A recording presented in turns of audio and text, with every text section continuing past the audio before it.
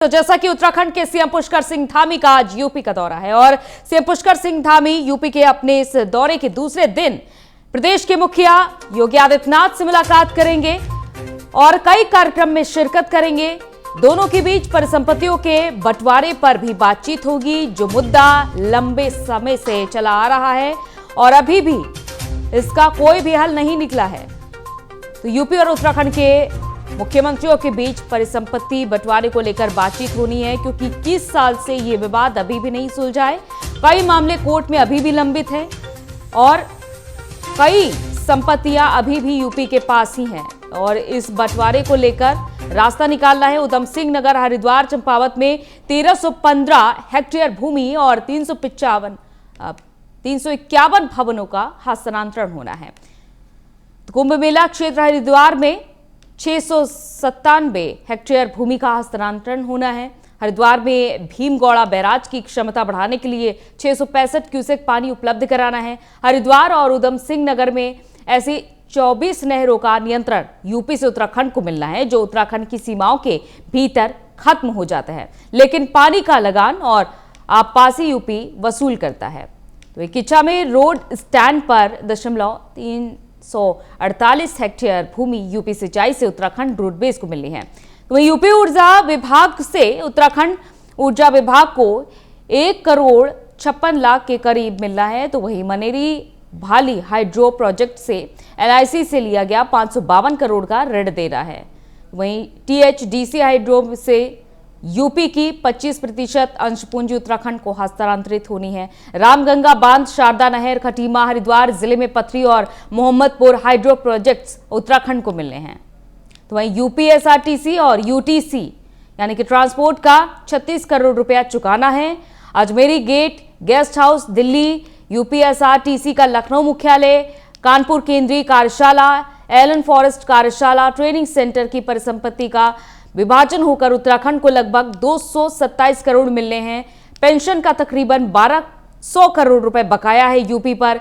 UP खाद्य नागरिक आपूर्ति से उत्तराखंड को 629 करोड़ रुपए मिलना है और यूपी से उत्तराखंड वन विभाग को 77 करोड़ रुपए के करीब मिलना बाकी है अभी, और साथ ही साथ कृषि विभाग को 1 करोड़ के करीब रकम मिलना अभी बाकी है।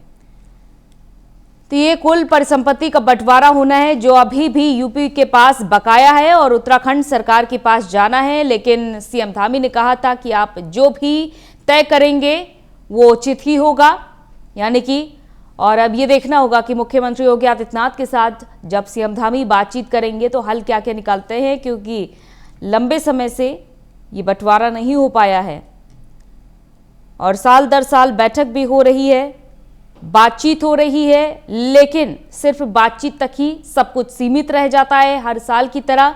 और इस साल भी ये देखा गया कि उत्तराखंड में भी बीजेपी की सरकार और उत्तर प्रदेश में भी, तो ऐसे में अब एक बार फिर से बातचीत होनी है और बातचीत के जरिए क्या कुछ विवाद सुलझाए जाते हैं इन परिसंपत्तियों के बंटवारे को लेकर, क्योंकि ऊर्जा विभाग से लेकर कृषि विभाग, जल विद्युत परियोजना, राजस्व विभाग, ऐसे कई विभाग हैं जिनका अभी बंटवारा होना है।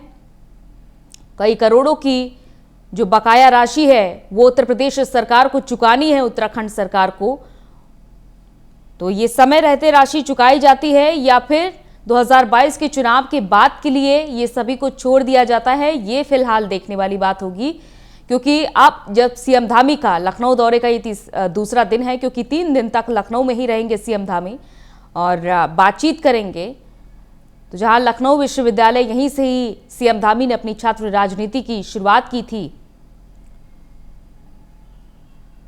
तो अब सीएम योगी आदित्यनाथ के साथ मुलाकात करके क्या कुछ बातचीत निकालते हैं, बातचीत के जरिए क्या कुछ हल निकालते हैं।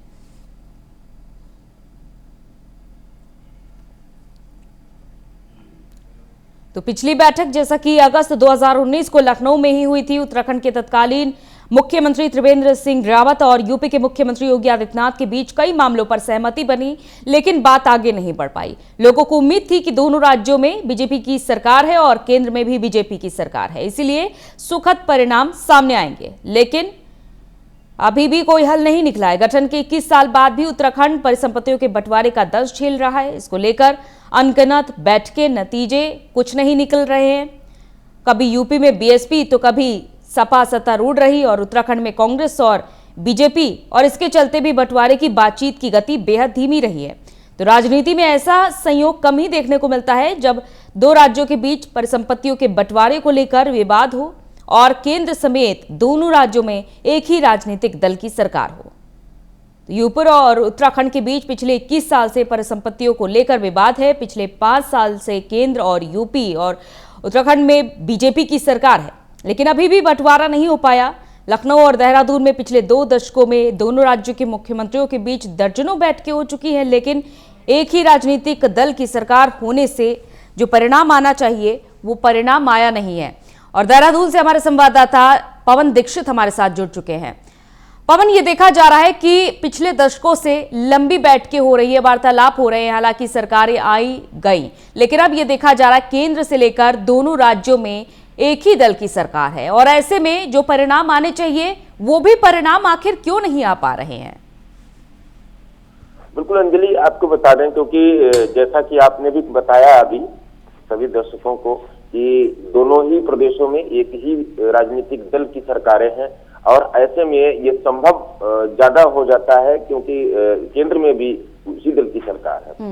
तो ऐसे में ये लोगों को उम्मीद थी कि जब बीजेपी गवर्नमेंट उत्तराखंड में बनी थी तो जो 21 साल से जो 20 सालों से जो लंबित मामले चले आ रहे थे परिसंपत्तियों के बंटवारे को लेकर के, उनको अब उनका जो है निस्तारण हो जाएगा, उसमें संपत्तियों का बंटवारा हो जाएगा, ऐसी उम्मीद थी। और उसको लेकर के मुख्यमंत्री त्रिवेंद्र सिंह रावत ने पहल भी की थी। जैसे ही मुख्यमंत्री त्रिवेंद्र सिंह रावत ने कुर्सी संभाली थी, प्रदेश के मुखिया बने थे, उसके बाद में उन्होंने उनके कई दौर की मीटिंगें हुई। लखनऊ गए, लखनऊ से भी कुछ अधिकारी उत्तराखंड भी पहुंचे, तो उत्तराखंड में भी बैठक हुई और लखनऊ में भी बैठक हुई, अधिकारियों के साथ भी बैठक हुई, दोनों मुख्यमंत्रियों के बीच भी बैठक हुई, कई चीजों में सहमति भी बनी। लेकिन उसके बाद में इसको आगे बढ़ाने के लिए जो गति थी वो धीरे धीरे धीमी हो गई। जब उसकी गति धीमी हो गई, आज भी वो संपत्तियों के मामले जो है आज भी लटके हुए हैं। कभी अधिकारियों ने भी मन नहीं बनाया कि इसको निपटाया जाए, और कभी राजनीतिक सोच भी ऐसी नहीं रही है कि उस पर एकदम एकजुटता के साथ उसको एक फोकस बना करके अगर उस पर काम किया जाता तो जाहिर सी बात है इस समय उत्तर प्रदेश और उत्तराखंड और केंद्र सरकार एक ही राजनीतिक दल की सरकारें हैं, जो भी निर्णय होना था वो निर्णय हो सकता था। लेकिन अभी भी करोड़ों की जो देनदारी है उत्तर प्रदेश को उत्तराखंड को देनी है। उत्तराखंड में बहुत सी जो संपत्तियां हैं उसके एवज में उत्तर प्रदेश को भी बहुत कुछ लेना है उत्तराखंड से, और या फिर उसमें बंटवारा होना है, क्योंकि हरिद्वार है, उधम सिंह नगर है और चंपावत समेत तमाम विभागों की और तमाम जिलों में अभी भी जो बहुत सी संपत्तियां ऐसी हैं जो उत्तर प्रदेश के अधीन है। अगर हरिद्वार की बात की जाए तो वहां पर तमाम नहरें हैं, तमाम गेस्ट हाउस हैं, तमाम जमीनें हैं, वन विभाग की जमीनें हैं, या फिर जल विद्युत परियोजनाओं में जो हिस्सेदारी है, ऐसी तमाम जो परिसंपत्तियां हैं वो उत्तर प्रदेश के अधीन है। उत्तर प्रदेश का उस पर कंट्रोल है, कमांड एंड कंट्रोल है, लेकिन उत्तराखंड में वो है जो उसकी जो सीमा है, परिधि है प्रदेश की, उस परिधि के अंदर होते हुए भी उत्तर प्रदेश की संपत्तियों में वो गिनी जाती हैं। उत्तर प्रदेश भी बिल्कुल, लेकिन अब पवन सीमा को पार करके सीएम धामी यहाँ पर आए हैं, तो ये देखना होगा क्या कुछ हल निकलता है, क्योंकि लखनऊ से हमारे संवाददाता नंदन हमारे साथ जुड़ चुके हैं और उनसे जानते हैं कि आज जो बैठक होने वाली है, बातचीत होने वाली है, आखिर हल क्या निकलेगा। नंदन, क्या कुछ अपडेट है इस मामले को लेकर?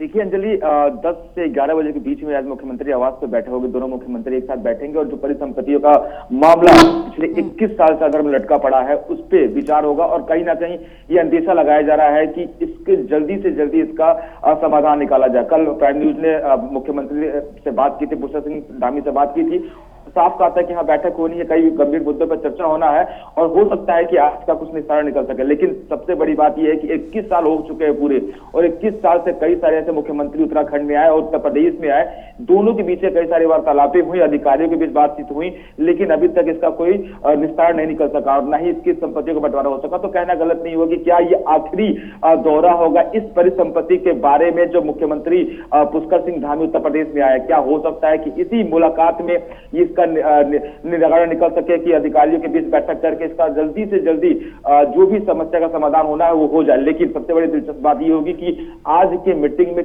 कौन कौन से टॉपिक्स पे पुष्कर सिंह धामी और उत्तर प्रदेश के मुख्यमंत्री योगी आदित्यनाथ बैठेंगे और क्या क्या चीजों पे सभी लंबित जो मामले पड़े हुए उस पे निस्तार निकलेगा। अंजलि, और सबसे बड़ी बात, जितना भी अभी कुछ बकाया है, क्योंकि सिर्फ एक विभाग की बात नहीं है, सारे विभागों की बात है और सारे विभागों से अभी करोड़ों रुपए बकाया है और ये रकम समय रहते आखिर कैसे चुकाई जाएगी, जब खुद ये देखा जा रहा है कि उत्तर प्रदेश राजस्व के मामले में कोरोना काल में पिछड़ गया था, लेकिन धीरे धीरे कर राजस्व को कवर किया।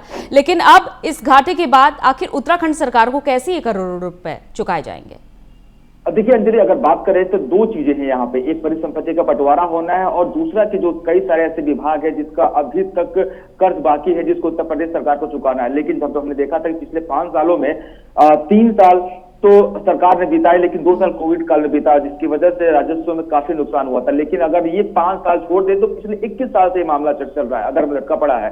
हालांकि जल्दी इसका निस्तारा हो जाना चाहिए, लेकिन सबसे बड़ी बात यह है देखने लायक कि उत्तराखंड में भी भारतीय जनता पार्टी की सरकार है, उत्तर प्रदेश में भारतीय जनता पार्टी की सरकार है और केंद्र में भी भारतीय जनता पार्टी की सरकार है, लेकिन अभी तक इसका कोई भी सोल्यूशन नहीं निकल पाया है।